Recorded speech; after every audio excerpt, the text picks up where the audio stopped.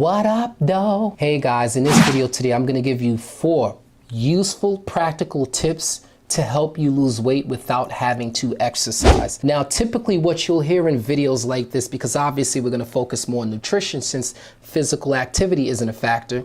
Typically what you hear in videos like this are dieting strategies. People talk about the dieting strategies such as low carbs, low fat, low calories, intermittent fasting, and the list goes on and on. But today we're not gonna do any of that. What I'm gonna do is give you useful, practical tips that you can implement starting today, right now. And let's just go ahead and jump right into it. Okay, number 1, these 5 to 6 meals that we've been hearing, with 2 or 3 of them being snacks, where you snack in between meals, that is a no-no. There is evidence to show much better ways otherwise. So instead of the 5 to 6 meals a day with snacks in between meals, let's focus on instead doing 2 to 3 meals a day. And you know, with the 2 to 3 meals a day, it's better than the 5, 6 meals a day, is because a lot of times when you guys are taking these snacks, you know, a lot of these snacks are refined carbohydrates. And what the refined carbohydrates does is it spikes insulin. Insulin is a hormone in the body that helps to store fat. And so every time you guys are taking these snacks in between meals, you're spiking insulin, and in turn storing more fat. So that is a no-no. No more the 5, 6 meals a day with the 2 or 3 snacks in between. Instead, focus on 2 to 3 meals a day, and focus on higher protein, higher fat meals with carbs that are focused on fiber. So fiber focused carbs to help keep you guys fuller. Number 2, let's talk about water. So I've been a weight loss trainer for 8 years now. I've trained hundreds of clients, and let me tell you something. I have yet to find credible evidence, credible research, credible studies that prove that you should be drinking a certain amount of water per day. Sometimes, depending on what's being said, how it's phrased, or what's being said, you might hear 64. You should be getting a minimum of 64 ounces a day. You should be getting, drinking a gallon a day. You should be taking whatever your body weight is and drinking half of that in ounces. Or you may hear that you should drink an ounce a day per body weight, for whatever, how many pounds per body weight. So if you weigh 150 pounds, you should be taking in 150 ounces of water. There's no evidence yet that I've found to support these claims. So, but I will say this, you know, instead, you should be drinking water in between meals, preferably cold water.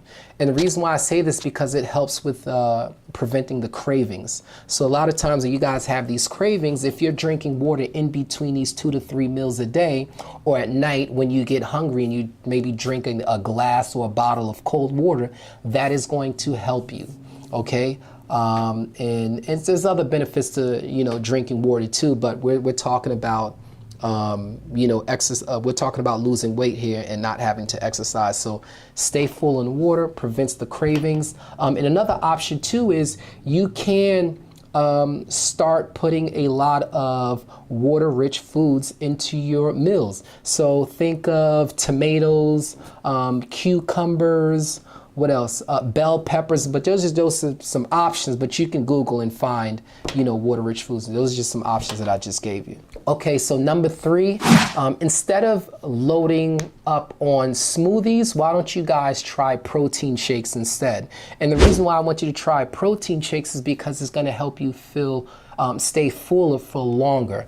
These are things that you should focus on. So with the protein shakes, I know taste is important, you know, texture. So what I normally do and what I suggest to clients, and it works for majority of my clients, is maybe you find a protein powder from somewhere, it could be organic or whatever, a protein powder with at least 20 to 30 grams of protein. With inside that protein shake, you could have some skim milk, preferably almond milk if that's okay with you. 3 to 4 servings of some sort of green vegetables. I typically go with spinach. It's much smoother, but there are other ones that you can choose from.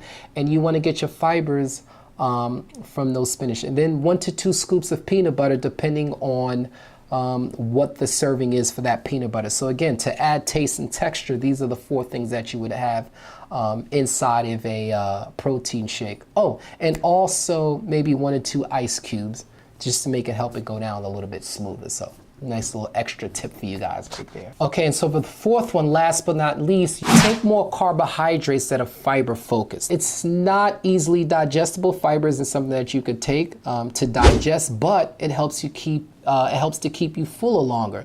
So think of things like oatmeal, beans, stuff like that.